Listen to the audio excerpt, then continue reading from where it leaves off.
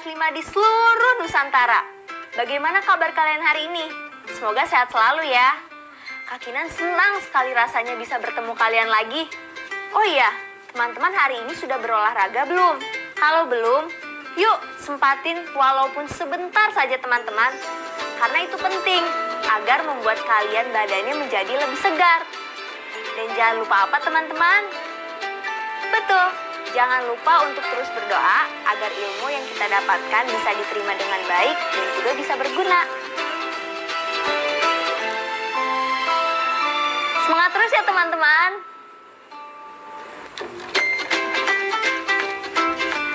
Pelajaran hari ini akan kita mulai dengan kisah teman kita, Rika. Baca dan simak baik-baik ya teman-teman.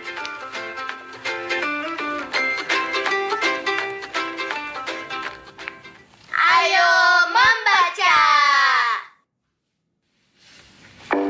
Aku kenal maskotnya. Rika melonjak-lonjak girang. Ia sudah menikmati libur 3 hari di Gili Trawangan. Piknik kali ini adalah hadiah ayah bunda karena Rika memenangi lomba menulis cerpen yang dilaksanakan Kemdikbud. Wah, Rika senang sekali. Selain dapat hadiah dari kementerian, ia juga dapat hadiah dari ayah bunda. Saatnya mereka pulang. Bandara Zainuddin Abdul Majid cukup ramai. Mereka mencari tempat duduk yang nyaman untuk menunggu waktu berangkat. Ayah, lihat itu. Rika berseru sembari telunjuknya mengarah ke sebuah papan yang memampang gambar peta Nusa Tenggara Barat.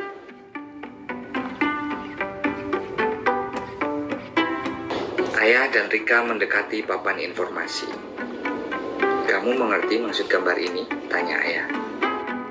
Tahu ya, ini tentang hewan dan tumbuhan khas Nusa Tenggara Barat, ya kan? Jawab Rika sambil menunjuk gambar rusa dan ajang kelicung. Wah, pintar sekali anak ayah, puji ayah. Rusa Timor dan ajang kelicung ini khas dan maskot Nusa Tenggara Barat, Rik. Saat ini jumlahnya semakin menurun.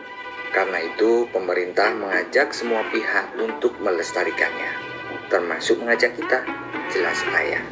Maskot, Rika tambah berpikir.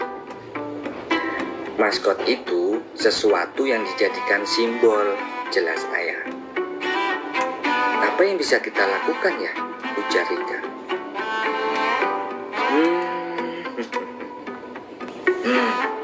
Begini, ayah tahu apa yang bisa kamu lakukan, Rika, kata ayah tiba-tiba.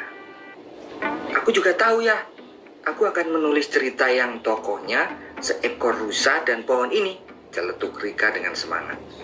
Benar sekali. Jadi kita bisa melakukan dengan cara yang kita bisa, Rika, tambah ayah. Ayah, Rika, ayo masuk, waktunya check-in, kata bunda yang sudah berdiri di belakang mereka. Saat mereka hendak meninggalkan papan informasi, tiba-tiba Rika berhenti. Tunggu ayah, perangko itu apa ya? Tanya Rika sambil menunjuk gambar perangko yang bergambar rusa Timor dan ajang kelicung.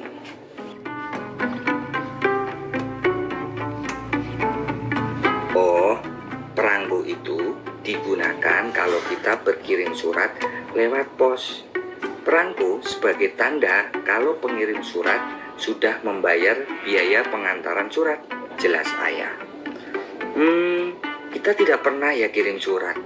Kalau ke Eyang atau Bude, biasanya ayah bunda cuma telepon, kata Rika.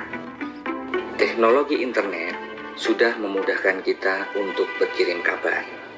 Tidak seperti dulu, orang harus menulis surat, menempel perangko di amplop, pergi ke kantor pos agar bisa memberi kabar pada keluarga atau teman yang jauh, jelas bunda sambil mereka berjalan menuju ruang check-in. Wah, aku mau buat cerita tentang surat yang pakai perangko. Perangko dengan maskot daerah, seru Rika. Hah, benar-benar anak ayah, kata ayah kembali memuji. Yeay, anak bunda juga kan? Seloroh bunda. Mereka tertawa sambil meninggalkan sang rusa yang tersenyum memandang kepergian mereka.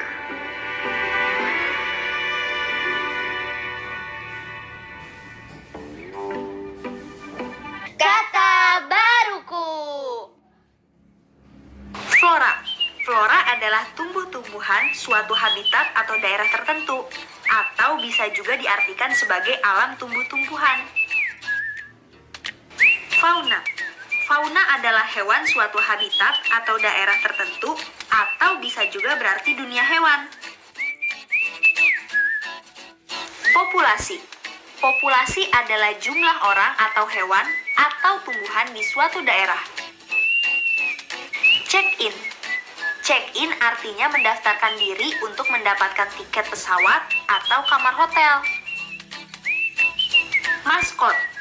Maskot adalah orang, binatang, atau benda yang digunakan sebagai lambang pembawa keberuntungan atau keselamatan. Perangko. Perangko adalah tanda pembayaran biaya pos oleh pengirim surat atau barang.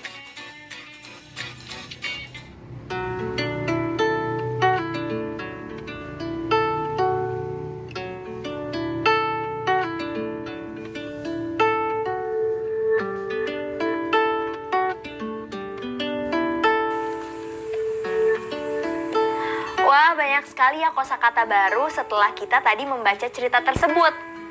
Rika beruntung sekali ya bisa berjalan-jalan ke NTB.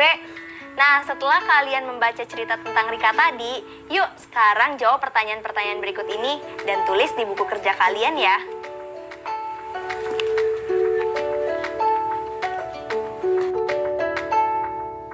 Pertama, mengapa Rika sangat senang saat pulang piknik?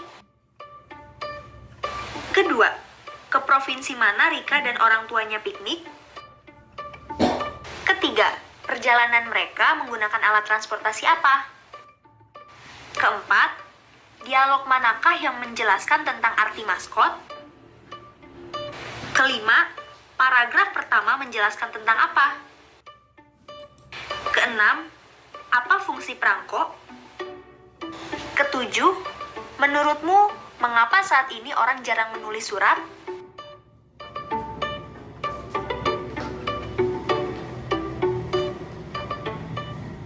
Ayo menulis.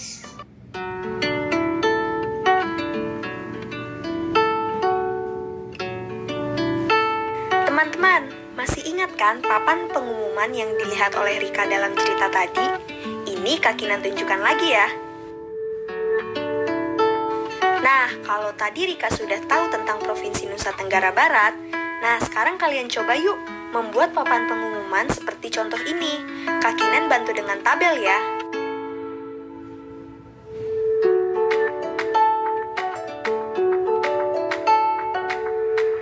Jadi, dalam papan informasi itu, kalian bisa masukkan gambar peta provinsi, lalu lengkapi dengan simbol maskot jika ada. Masukkan juga soal gambar dan informasi soal flora dan fauna yang ada di provinsi kalian, tempat wisata, dan lain sebagainya. Kemudian, jangan lupa kalian isi dengan keterangan simbolnya di sisi kanan papan informasi tersebut.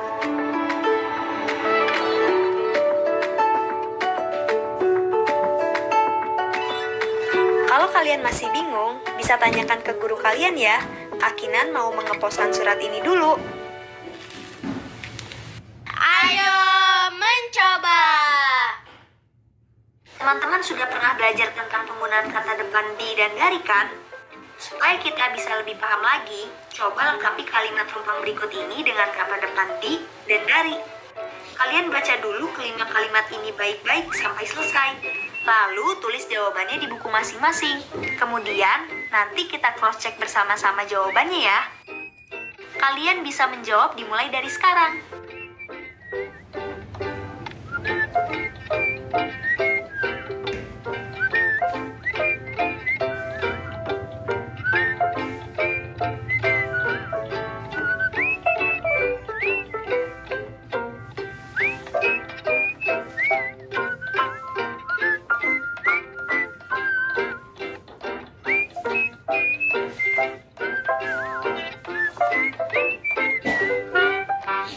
Sudah?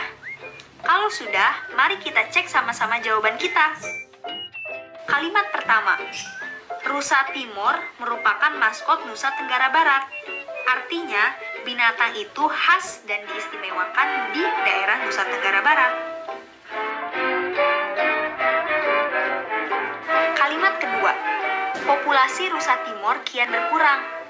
Saat ini hanya di Taman Nasional Gunung Rinjani, Taman Nasional Gunung Tambora, dan Pulau Moyo.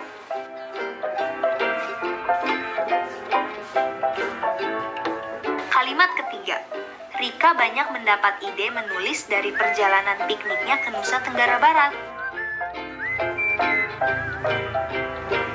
Kalimat keempat, Rika membaca papan informasi yang terpajang di pusat informasi bandara. Kalimat kelima, Rika semakin bersemangat untuk menulis setelah mendapat hadiah dari kementerian dan orang tuanya.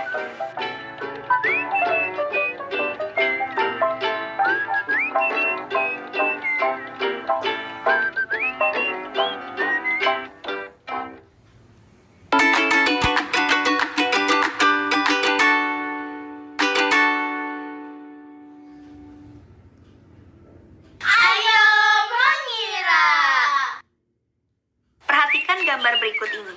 Dapatkah kalian memperkirakan banyak persegi satuan yang ditutupi persegi panjang? Kakinan yakin, kalian masih ingat bagaimana caranya?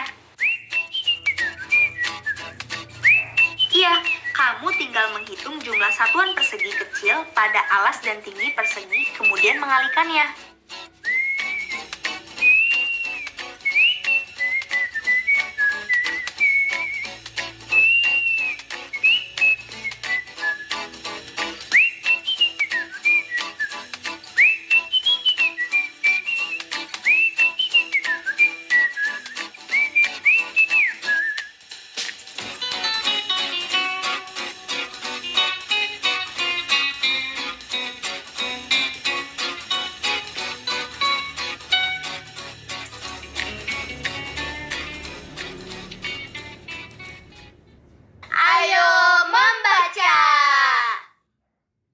Bacalah teks ini dengan seksama.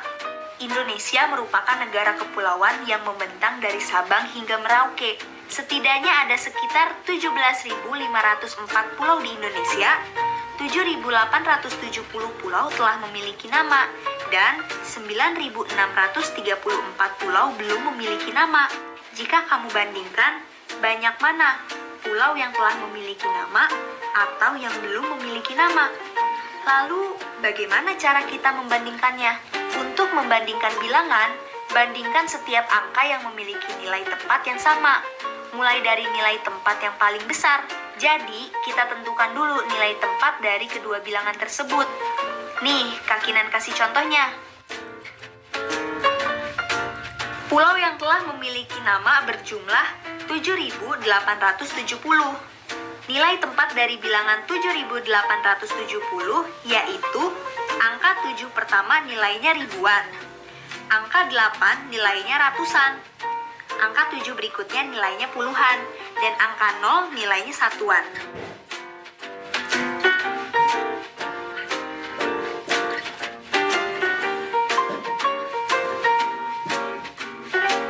Pulau yang belum memiliki nama berjumlah 9.634. Nilai tempat dari bilangan 9.634 yaitu 9 nilainya ribuan, 6 nilainya ratusan, 3 nilainya puluhan, dan 4 nilainya satuan.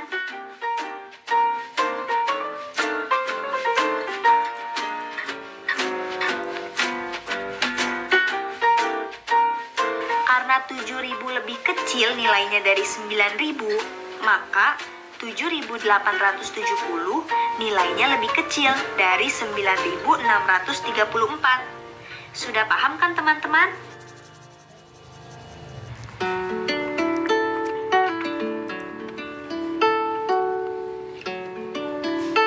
Ya, bikin peta kayak gini susah nggak sih ya?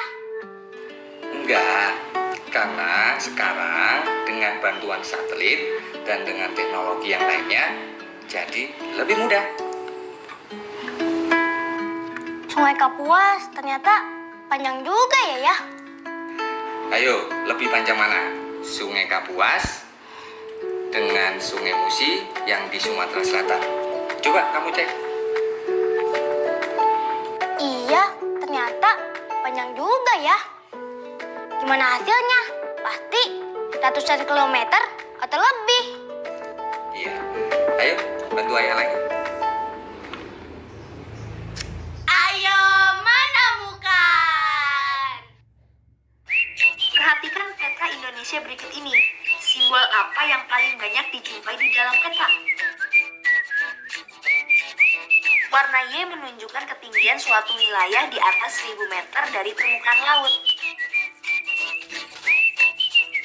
Kota mana saja ya yang mempunyai ketinggian lebih dari 1000 meter dari permukaan laut? Coba sebutkan 3 saja. Pada peta ini tertulis skala 1/100 km.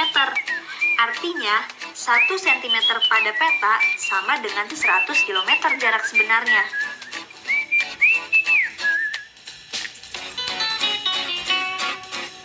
Nah, apakah teman-teman punya peta Indonesia di rumah?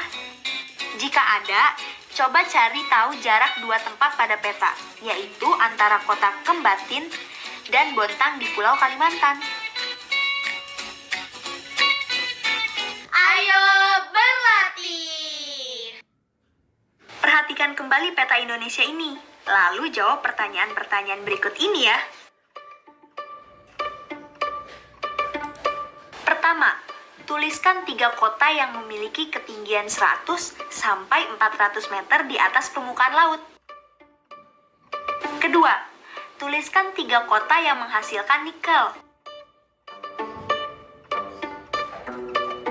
Ketiga, temukan jarak pada peta dan jarak sebenarnya antara kota berikut ini. A. Pangandaran dan Bojonegoro. B.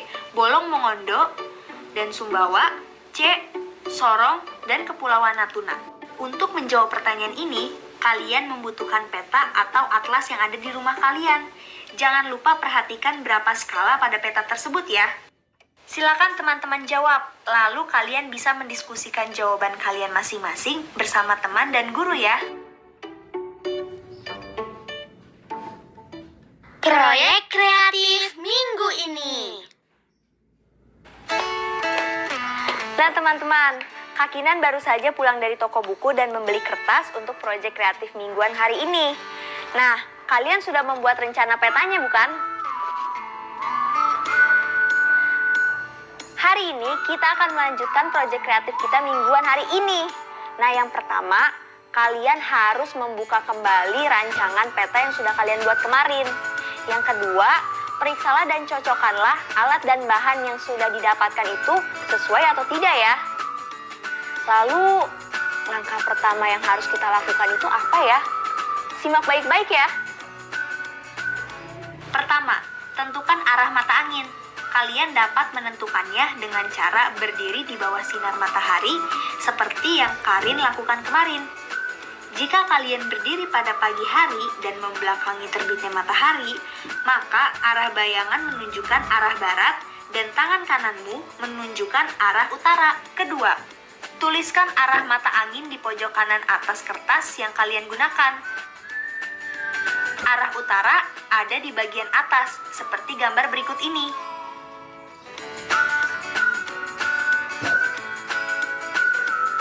Ketiga, tentukan skala pada peta. Nah, ini tidak kalah penting. Jika kalian membuat peta dengan skala 1/100.000, artinya 1 cm pada peta sama dengan 100.000 cm jarak sebenarnya, atau 1 km jarak sebenarnya.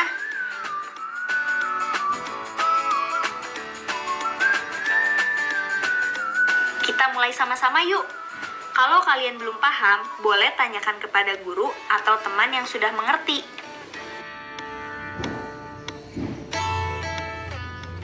Refleksi.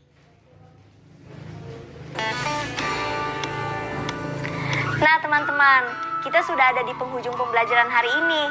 Tapi sebelum kita berpisah, yuk kita ingat-ingat kembali materi yang kita bahas hari ini.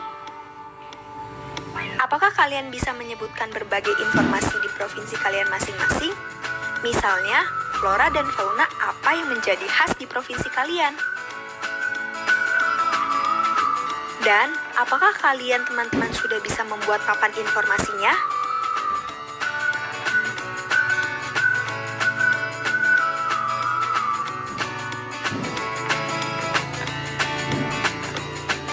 Salah satu hal penting yang harus ada dalam sebuah peta adalah skala pada peta. Apakah teman-teman sudah bisa membaca skala pada peta dan memahaminya?